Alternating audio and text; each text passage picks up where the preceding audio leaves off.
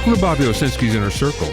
I'm Bobby Owsinski, and this is a show all about music, music production, and the music business. My guest this week is music life coach Ariane Paras. First of all, the vinyl record industry is in crisis, but not the way you might think. It's actually doing too well. If you were going to order a vinyl record today, you'll get it somewhere 5 to 8 months later, maybe even more. The reasons are there are vast shortages in manpower at the plants. Then it's hard to get PVC because there's only one plant that makes it in Texas and the rest comes from Thailand. Big time shipping problems when you actually do have the records pressed. And of course, one of the biggest reasons was that large plants closed for about 6 weeks at the beginning of COVID. And even when they opened up again, things didn't go back to normal because a lot of the old-time engineers then said, "Oh, I don't know if I'm coming back." And that's a problem that still remains today. Then you have the fact that all the old pressing plants are old. We're talking about equipment from the 60s, 70s at the latest, and it needs a lot of upkeep. Then we have the Apollo Masters fire from last year, which was the biggest plant that made lacquers. And lacquers is where you go from anything in the digital domain to the actual analog domain to make all the pressers. Now, there's only one place in the world where you can get lacquers, and they're way overbooked. Now, you might wonder, well, why don't they just make new pressers? And the fact of the matter is, there is one company that's starting to make them again out of Canada, but they take a long time to build, and they're really expensive. So even if they try to ramp up, they couldn't do it really fast. All this means that pressing plants worldwide are way backordered. How much so? Well, the capacity worldwide now is about 160 million vinyl records, and that doubled in the first half of 2021 alone. It's been estimated that to meet the demand, it would have to increase to around 400 million. That's more than twice as many. What made this even worse is the fact that Adele is printing 500,000 vinyl copies of her new album. So this makes it bad for small record labels and for independent artists who maybe they only want a couple hundred or 1,000. And when it comes down to it, it's much easier for a pressing plant to go with large orders, and that's why they tend to go more with the major record labels who are ordering big numbers rather than the small people. One of the bad problems here is the fact that dance music has always been so big into vinyl records, but sometimes they only do 100 copies, and they're being left behind. So everything is changing so much in the vinyl business. What's kind of ironic is the fact that this is being powered by Generation Z, but only 1 in 5 even own a record player. They buy them because they're a collector's item and they like the artwork and sleeves, but then again, who doesn't? So vinyl is a major success of the music business. Everyone is very happy about that, but the fact of the matter is it's been too successful, and it looks like things are going to get worse before they get better.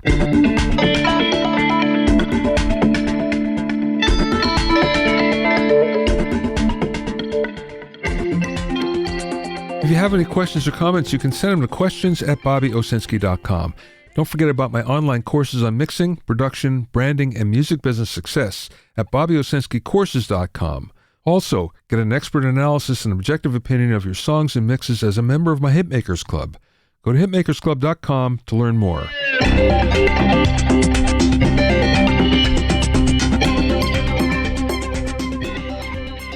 Now, speaking of booming sales, there's a really boom in guitars. The guitar business is doing better than ever. It seems that COVID has created more guitarists than any other time since the 1960s, with about 16 million new guitar players. Now, this has happened multiple times before. If you look back in the 40s and the early 50s, guitars were looked upon as a hillbilly instrument and not really considered too much of a musical instrument that people wanted. But the folk boom in the 1950s, early 60s actually changed everything, and all of a sudden it made a lot of new guitar players. But 1964, at the British invasion, that doubled the sales. Those sales gradually started to decline in the 70s because it turned out that most of the new buyers from the 60s were short-timers, so their guitars were relegated to the closet within about a year. In 1973, really the bottom dropped out of the guitar market. Low-cost manufacturers like Harmony and Kei closed, and Nagoya, Japan, which was the center of guitar production, had 69 factories close just in that 1 year alone. Guitar sales are healthy today, though. Acoustic guitar imports are up to about 1 million. It's 35% more than any other period over the last 10 years. Electric guitars just a little less, 965,000. Problem is there's hardly any deals because there's a supply shortage. So the question is this going to happen again? It turns out that post-Beatles, the new guitar players were mostly teen boys. Now it's Gen Z and mostly females. But I think the bigger thing is there are better learning tools than ever before. Way back when, there was only one way to learn how to play the guitar, and that was the Mel Bay method, for those of you who remember that. Now, there's all sorts of ways that you can learn online. Fender Play Online, for instance, has over 250,000 subscribers that are learning how to play. So even though guitars are in short supply and the prices remain high, this guitar boom shows no signs of abating soon.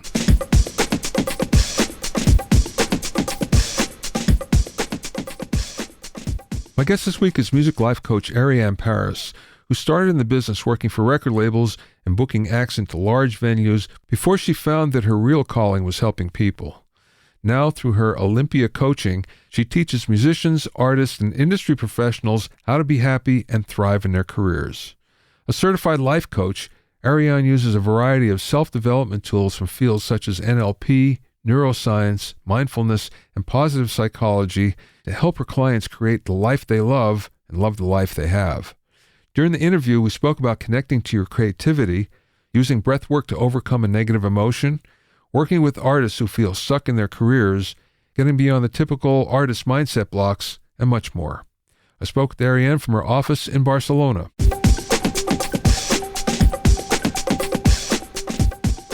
I want to go back to the beginning. How did you get started in this business?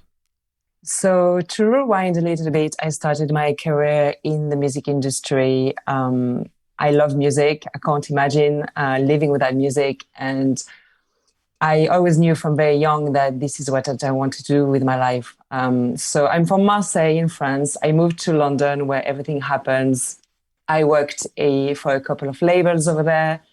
Then I relocated to Spain. I ended up being the booker for a big venue, a 5,000 capacity venue. And I booked all sorts of artists, from famous DJs. So anyone you would see headline at a festival, I would book this kind of artist. But I also had the huge luck and opportunity to be able to book upcoming artists as well. So for me, that was really gratifying, being able to give artists a chance to play in Barcelona for the first time and to help them at the beginning of their careers. And in parallel, I also had a spiritual awakening. So that gave me a whole new understanding of reality and the purpose of my life and how we create our own reality. So all these things that seem very obvious to me today, back then, so that was about 15 years ago, they were a huge revelation for me. And I found that everything that I was learning about personal development, I became so passionate about it. And I really wanted to share what I was learning with other people in the music industry, especially artists. So being able to support them with their mindset, their confidence, and all those topics, because I find that those topics are essential life skills, really, that we should all be learning. And I wish we could learn this at school. So I decided to retrain as a professional life coach because I was actually feeling very, very unfulfilled in my job as a booker. So I had the time of my life for 10 years. It was amazing. I'm so grateful for this experience of this job. And it was very satisfying for many, many years. But following my spiritual awakening, I came to a point of feeling really frustrated and really stuck, actually, for a couple of years. And I felt that my job was completely meaningless. And I cannot live without passion and without meaning. So it was kind of like killing my soul. And I felt really stuck for a couple of years until I decided to hire a coach. And that helped me take the first steps towards my new career. So I then decided to, become a coach full time. And I set up Olympia Coaching, my business, to give coaching services to artists as well as music professionals. So I work with anyone from songwriters, producers, DJs, artists, musicians, as well as anyone who works in the music industry in any capacity. You mentioned a spiritual awakening. Was that a particular event that happened? So for me, it wasn't an event. I know that for some people, it happens out of some crisis or some strange situation. For me, it was a very gradual process. And it actually came from my interest in science. I'm a bit of a nerd. I love quantum physics and science. It actually started with a book that my grandfather had read. It was a scientific book for the general public. And he was talking about all the different domains of science and the latest theories and experiments. So everything from neurophysics to astronomy to biology. And as I was reading that book, it became very obvious to me that nothing in this universe is random. Nothing. Everything makes so much sense. And there is a divine design, so to speak, even though that book wasn't spiritual at all. But it became obvious that, yes, our existence on this planet has a meaning behind it. Everything has some sort of order, and we're all going and unfolding toward an evolution. So that's how it came about. And then it was a very gradual process of me being exposed to more and more ideas and, reading books, listening to podcasts, discovering spiritual teachers, going on my own spiritual practice journey, started meditating, all those things. Well, especially in the music business, where you have artists that feel that creativity is somewhat random. You try to have it and it doesn't appear, and sometimes when you least expect it, there it is. So it does seem quite random. And I can see how artists would fall into the trap of thinking that there is no order to things. Yes, and this is a topic I love approaching with my clients who are open to discussing the spiritual side of things. And when you research it, and I have researched it a little bit, when you hear songwriters who wrote hits talk about how the hit came to be, they always say, the song came to me. It came to me really easily. It was done in half an hour. It was like really effortless, which is what being in the flow is, when things just flow and you're lost in the moment. And you hear this again and again and again. And just recently, I saw the post of an Instagram post from this electronic music producer called John Hopkins. And he said how his latest album really came through him. He said he didn't understand. It felt like there was this unstoppable force that came through him, and he can't really explain the process.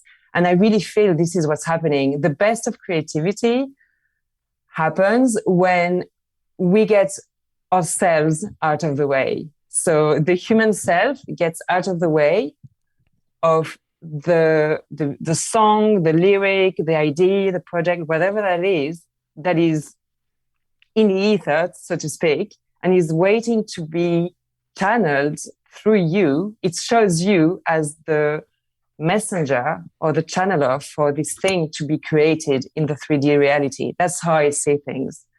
So that's why the best creativity happens when you get yourself out of the way, you get your ego out of the way, you're not attached to a certain result, and somehow you're able to open yourself to this thing, this higher creation coming from a higher plane, so to speak, and let it come and flow through you. Is there a way to help that along? I would say that having a practice where you can sit in silence regularly, so a meditation practice, mindfulness practice, that would be definitely helpful to help quiet your mind and to help you connect with something else bigger than you, whatever that is for you. You can call it your higher self. You can, if you are more advanced on this journey, you can then call it your spirit guides, whatever that is. And creating that connection with something that is not you, and most importantly, to quiet your brain, quiet your mind, quiet this chatter that you have inside. That would be a first step to be able to open yourself to something else. That's difficult for many people, and I know myself from meditating that trying to quiet the mind, especially when there are so many things going on at once, it's very difficult. And it's frustrating when you first start because you think you're doing it wrong until you discover, well, there is no wrong way. It's just try as hard as you can. Exactly, because that's the thing. Meditation is not at all level. If you're a monk, I'm sure you're on a different level, but at all level, meditation, it's going to be very hard to sit in silence for these 20 minutes that you meditate. When I sit in meditation, I'm probably quiet for a couple of minutes at most. So meditation really is a practice. That's why it's called a meditation practice. It's literally a practice. And the goal actually is to catch yourself every time your mind runs off to something else. So this is a practice. The practice is actually not to stay in silence.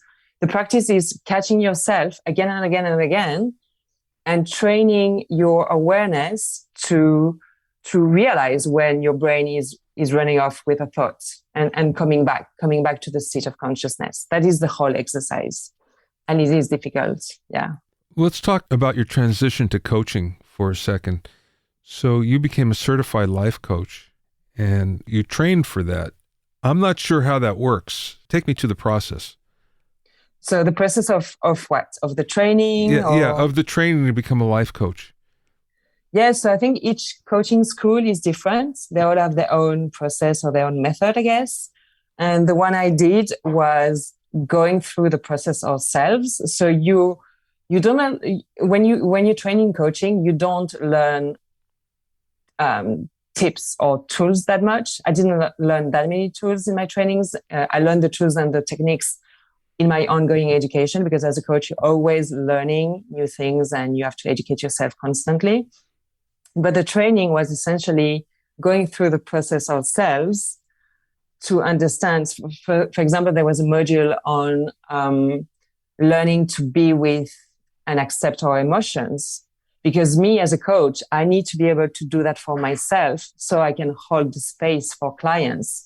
And so I can recognize emotions arising in clients and help them be with it and process them, and instead of running away from them. Does that make sense? Yes. So as a coach, I need to be constantly working on myself so I can do that, help others do that. And I cannot bring my clients to places I haven't been myself. I have a really good friend, lifelong friend, who late in life, he's been a musician all his life, and he decided he also wanted to help people, and he became a psychologist. And he helped me not that long ago with something. At my age now, I don't get rattled with things for the most part, but I had one situation where it really did upset me. And I called him and I said, so, here's the problem. He said, okay, take a really deep breath. Okay, now let it out. Take another one. And he walked me through the process of breath control. And at the end, it was like, oh, okay, I feel different. I feel better. Thank you. Just some really simple things like that can make a difference, I know. Absolutely.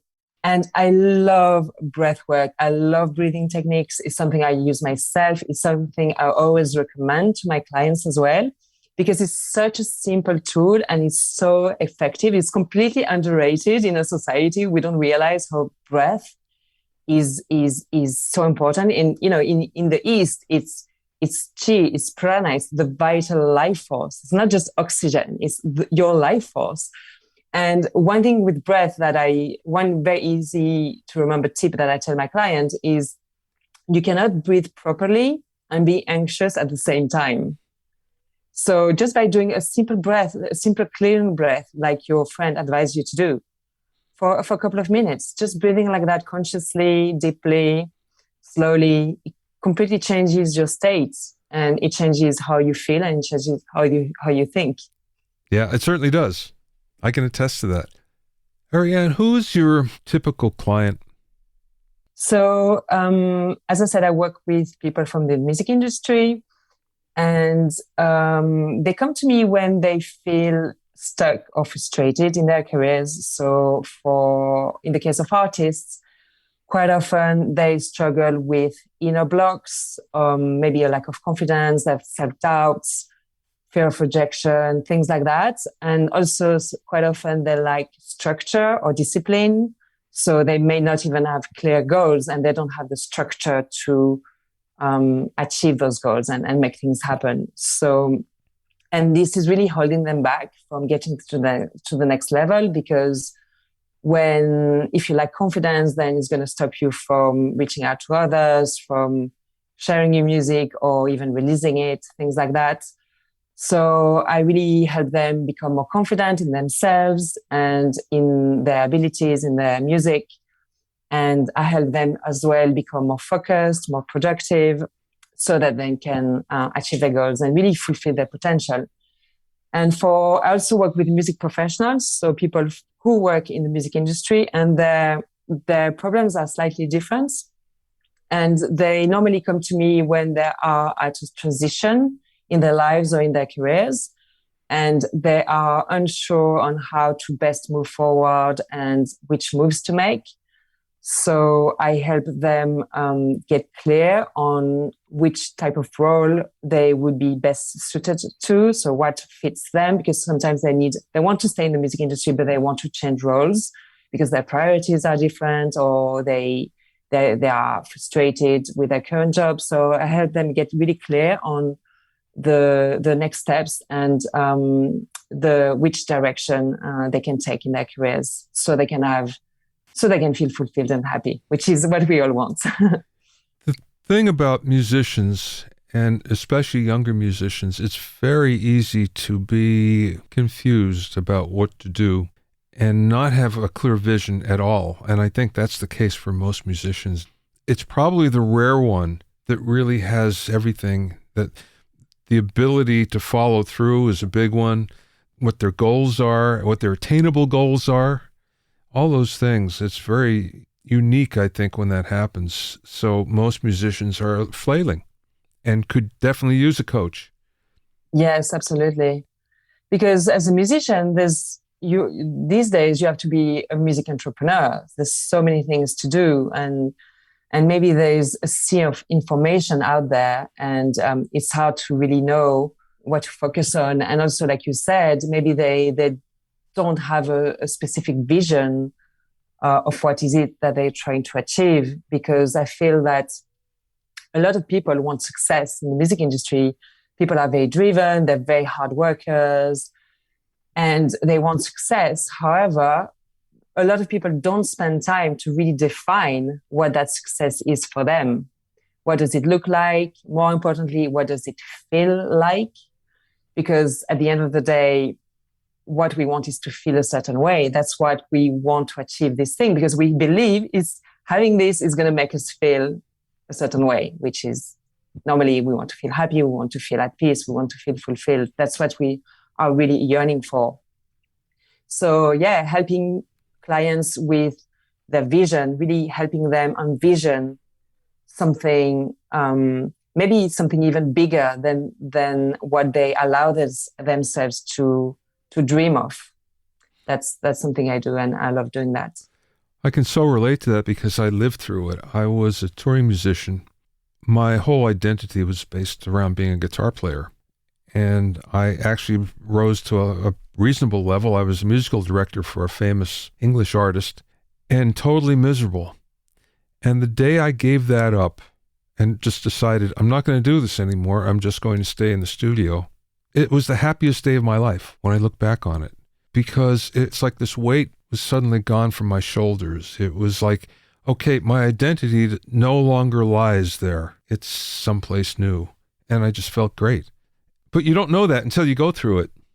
That's great. And it's like you said, it was detaching your sense of identity from what you thought you were or what you thought you wanted to let what you really wanted to come through, it sounds like. Yeah. And maybe your happiness really lied more in the studio rather than being on stage and being a guitarist. And of course, being a guitarist maybe has got more stages, so it looks cool. And I wonder what made you make that shift. What made you realize, actually, I'm happy in the studio. This is where I want to be. Oh, well, it was a horrible tour, first of all. The artist was not a lot of fun to be around. So It was like, I just don't want to do this anymore. Right. Yes. And that reminds me of a client that I worked with, and she was very successful in what she did. She worked as a lighting designer. She was very successful from the get-go. And she said to me how she would meet people at events, and people would come to her and say, you must be so happy. You're so successful. You're working on all these amazing projects. And she even won awards and all that. But what happened was she completely lost herself in the process. And she ended up feeling miserable.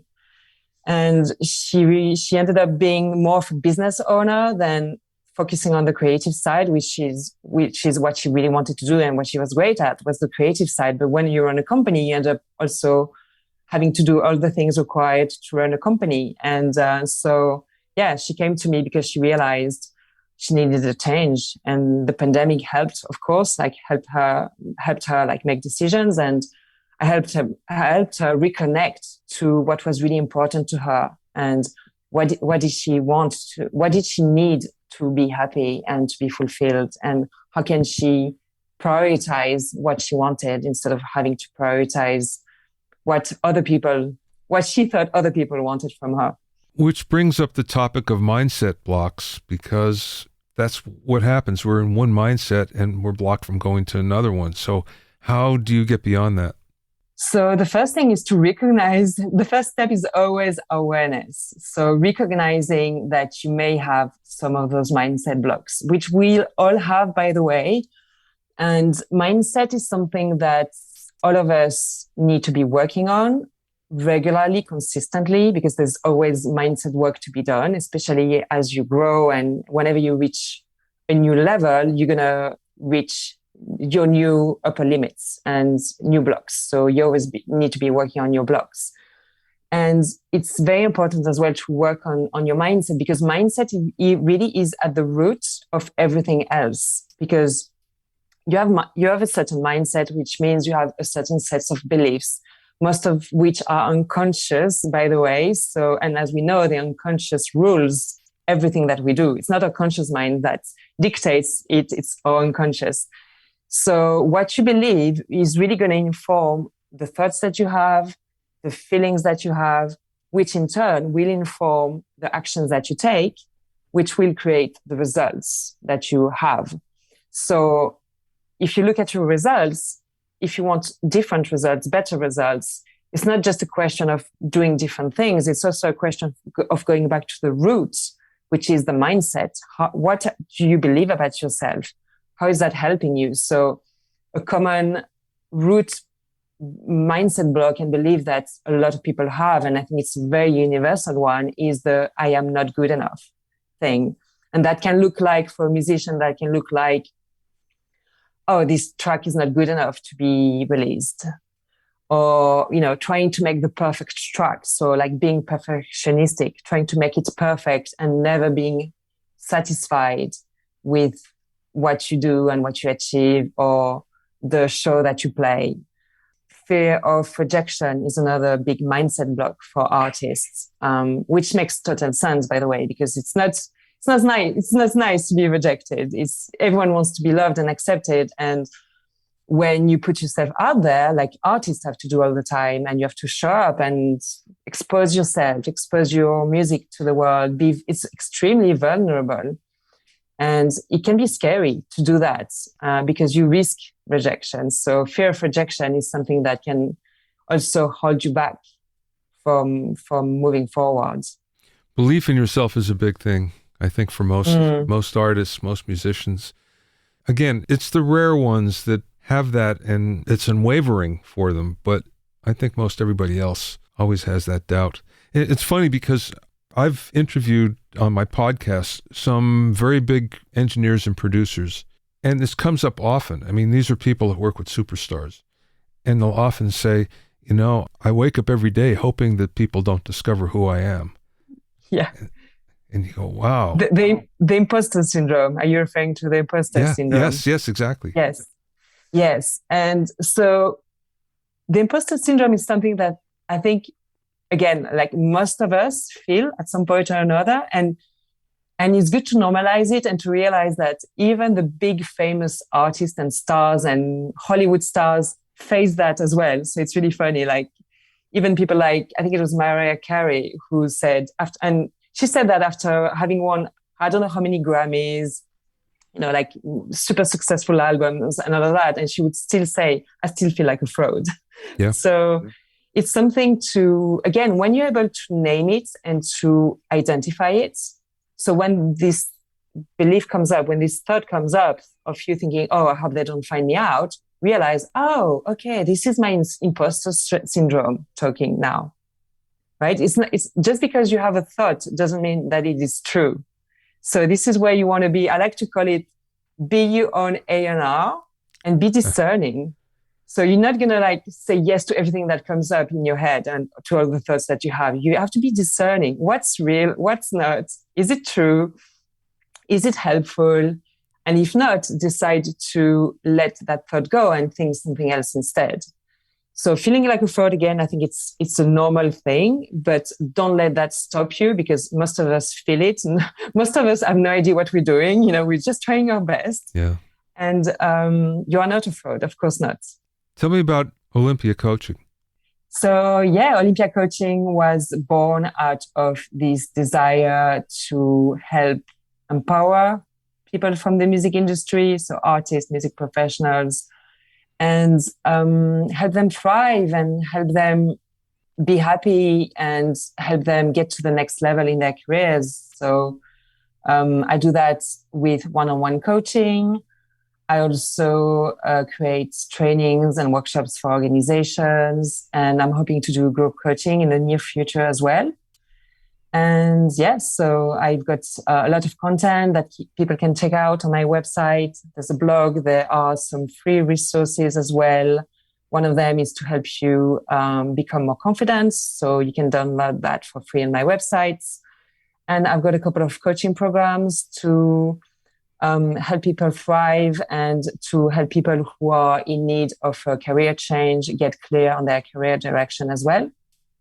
You said you're going to do group coaching. What's that going to be like? Is that going to be on Zoom or? Yes. So I do all my sessions on Zoom pretty much. Actually, most of my clients are based in the US. So thanks to technology, we can do those things. So yeah, it's going to be on Zoom. Where are you at now? I'm based in Barcelona in Spain. Oh, lovely place. I love it there. Yes. Okay, last question. What's the best piece of advice that you ever received from someone? So I don't know if that's one thing that I never expected and never heard at the beginning of my entrepreneurial journey. And I share that because I feel for a lot of artists, they will resonate with what I'm sharing, is that I never realized that going on this journey was going to be the biggest personal development adventure of my entire life. And I was really surprised by that. And I actually heard a business coach say that only last year. And I was like, oh, it's so good to hear that this is the process. Because I felt there was something wrong because, you're going to hit all these blocks and all these limitations and all your fears are going to be exposed when you're an entrepreneur, when you are an artist.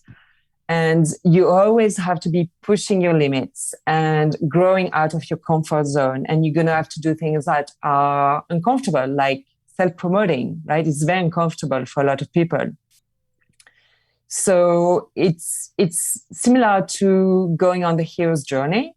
I don't know if you heard of the hero's journey. And for the listeners who may not know, this is a the seminal work of someone called Joseph Campbell, and he mapped out an archetypal journey that all the heroes go through. So if you look at any Hollywood movie like Lord of the Rings or Star Wars, all the heroes go through that same journey. And we, as the hero of our own life, go on this journey as well. So I'm going on this journey by becoming an entrepreneur life coach. An artist is going on this journey when he answers the call to follow his music dream and his music career. You went on your own journey as well. And we all go on these different journeys. And these journeys are challenging for sure. You're going to face all these challenges and these tribulations. You're going to meet help on the way. And you're going to come to a point where it's nearly like the dark night of the soul, where you lose hope, you feel stuck, you lose confidence in yourself, but you can't go back. It's too late to go back. You're already on the journey. You can't go back. So you have to push through. And this ultimate battle is all about transforming yourself. You need to do this inner transformation in order to get to the other side. And then you get to the other side and you reap the rewards, and then you can share that with your community. And I'm sure an artist going on his own creation journey goes through these journeys all the time of like getting the inspiration, feeling super excited, and then feeling stuck, losing confidence, and then maybe getting help, and then finally pushing through and getting the song out and being able to share that with the world. And so a piece of advice that I didn't hear at the beginning of the journey, but I heard it later on, was that, this adventure really is, it's nearly like the most important piece, because we think we want to reach a certain destination, which is success or, whatever that is for you. And the thing to realize is that going on the journey is actually the whole point rather than reaching the destination. Because everything that happens in this journey, so all the blood, the sweat, the tears, the setbacks, all of that is helping you transform into the person you are meant to be. So it's really shaping you to become, to perform and become your fullest potential. Does that make sense? So it's in a way like hitting your goals can be less important than who you become in the process of working towards your goals. Because as you do so, you're going to develop all these strengths, all these mental strengths, this resilience. You're going to be able to become more trusting and determined, and you're going to be able to improve your skills, learn new skills. And all of that is so rewarding and so rich, rather than just hitting the goal.